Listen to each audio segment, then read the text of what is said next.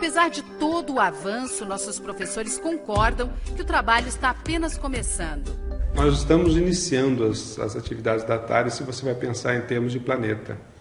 A necessidade da informação ainda, o alcance dessa informação a mais pessoas, ela ainda é feita de uma forma muito inicial, muito incipiente. Nós precisamos fazer com que a TARES possa chegar a mais pessoas no mundo. Tem que se fazer assistência com excelência. Então, claro que o professor de Conscienciologia ele está sujeito aos mesmos percalços da natureza humana que qualquer outra pessoa.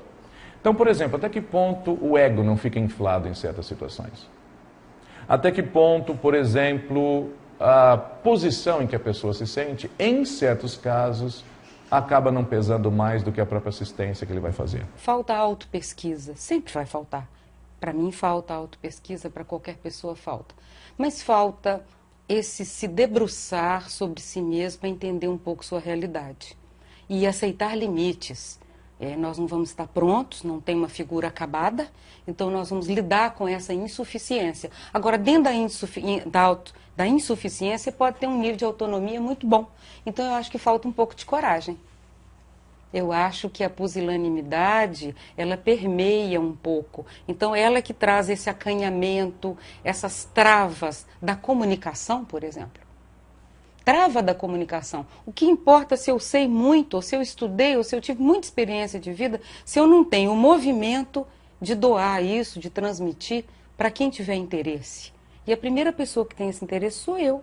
Então, essa preguiça de interagir, ficar no seu canto, se preservar, então isso tudo torna o docente acanhado, faz do exercício docente um processo tímido, que não vai trazer as alegrias e satisfações que a parapedagogia pode trazer para a pessoa. É preciso de estudar mais. As pessoas precisam de fazer mais palestras, precisam de participar de conferências de tudo quanto é tipo, não só nossas, como de fora, até da universidade.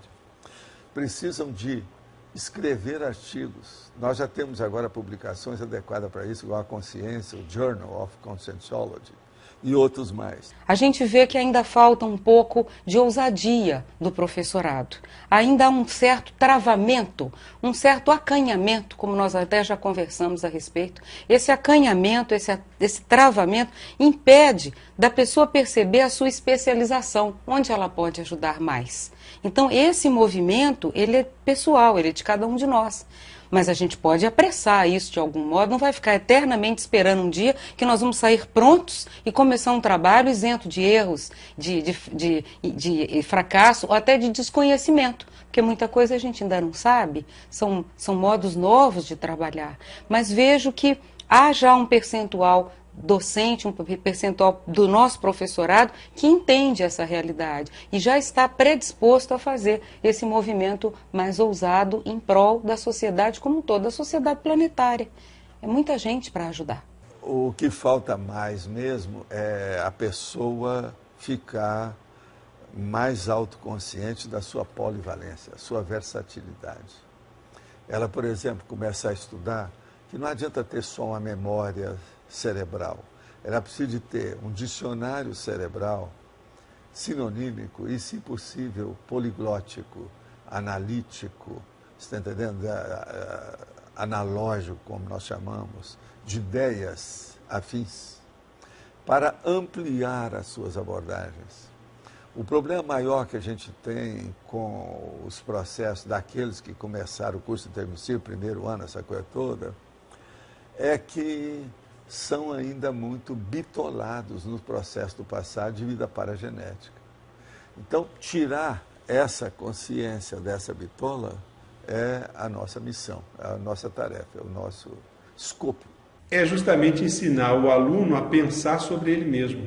É que esse aluno possa entender o que ele precisa considerar, os fatores, os mecanismos, os fundamentos que lhe permitam entender melhor o seu papel enquanto discente e o seu papel enquanto consciência e evolução. O grande desafio para o professor é ajudar esse aluno a entender essa realidade, a pensar melhor sobre essa realidade, para que ele efetivamente coloque em prática um dos princípios básicos da Conscienciologia, que é o princípio da descrença. Ou seja, não acredite em nada, tenha suas experiências pessoais para que você, a partir dessas experiências, possa construir o seu desenvolvimento e aquele caminho que lhe é mais adequado. A verdadeira, genuína intenção de assistir, o altruísmo, é o que mais mantém o professor no rumo. Uma outra coisa que é decorrência disto é a lealdade que o professor tem que ter com o seu grupo evolutivo. A parcela intrafísica desse grupo e a parcela extrafísica. Porque em certas situações duras, difíceis, é a tábua de salvação no meio de um oceano bem turbulento, tempestuoso, onde você se agarra. O professor, acho, muitas vezes, ele se esquece do apoio da retaguarda extrafísica que ele tem. De que modo aumentar o comprometimento com a pesquisa e a produção intelectual? É preciso que mais professores, professoras, alunos, os sempre aprendentes, né, que a gente fala, se motivem a escrever, a pesquisar mais, a transcrever as suas percepções parapsíquicas, as suas vivências em sala de aula, para que a gente possa ter um banco de dados maior e uma massa crítica maior nesse aspecto. A gente ainda tem só eventos de pesquisa nesse contexto, que ajudam bastante, mas faltam ainda as obras publicadas, porque aí a ciência de fato vai começar a se consolidar mais, né, aqui no nosso planeta. A maioria no curso intermissivo dessa etapa inicial, que nós somos aí dos primeiros aí que fizeram isso, que vieram para cá, todo mundo tem a tarefa de escrever livro. Por quê? É o livro que vai grafar essas ideias e disseminar isso aí.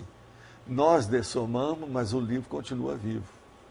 Então é muito importante. Agora, esse livro, ele tem que começar inicialmente, quase sempre, entra com a pesquisa pessoal da pessoa, então é um livro autobiográfico, para depois ele ser mais técnico e mais tarde ser feito uma obra-prima, que é a Mega GESCOM da pessoa. O professor que ele resolve colocar no papel, escrever as suas experiências e doar o seu laboratório consciencial, ou seja, o acúmulo dessas vivências dele, da forma escrita, ele disponibiliza que isso chegue a um número de pessoas muito maior do que a sua sala de aula. Se esse livro é traduzido para outros idiomas, o número de pessoas que podem acessar essas informações desse laboratório e possam vir a ser auxiliadas por ele, também passa a ser muito maior. Esse interesse real em aplicar e ver resultado prático. Então eu vejo que isso... Agora, noto que falta a escrita da experiência. Ainda há muito embaraço intelectual para o registro. Então a gente vê que pouca gente escreve sobre as vivências que tem ou sobre as superações que fez e que isso poderia realmente aumentar. Há muito excesso de cuidado com o resultado, que ele fique quase perfeito. Então esse perfeccionismo não tem ajudado. Eu acho que quando há mais gratidão, o perfeccionismo também desaparece. A gente fica mais igual, mais próximo, compreende mais as dificuldades, que ninguém ficou nada. A pessoa se faz de algum modo e pagando o preço justo, porque tem um preço justo. Então, acho que ainda há muito interesse pelo resultado final do que a gente vê, mas pouco conhecimento das trajetórias.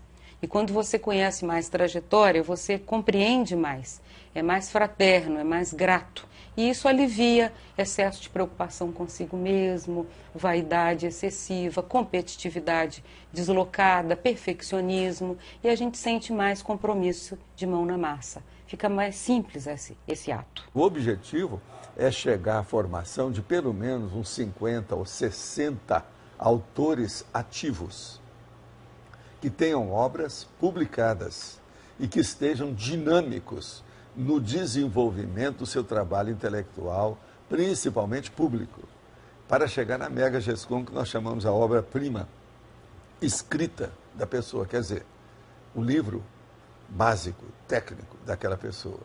E que isso transcenda o nível da literatice. Porque fazer romance, noveleta, contos, tudo isso é muito fácil, está entendendo? É um processo superficial. Mas essa mensagem, a nosso ver, ela é pobre.